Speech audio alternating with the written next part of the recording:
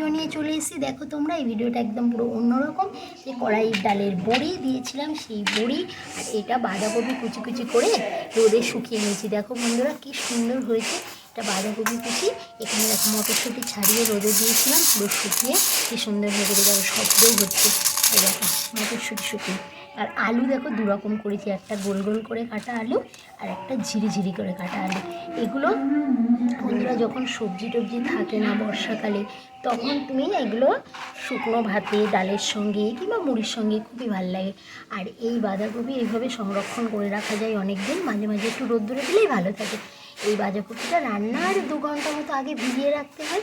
আর মটরশুঁটিটা আগের দিন রাত্রে ভিজালেই ভালো হয়, কারণ এটা খুব শক্ত।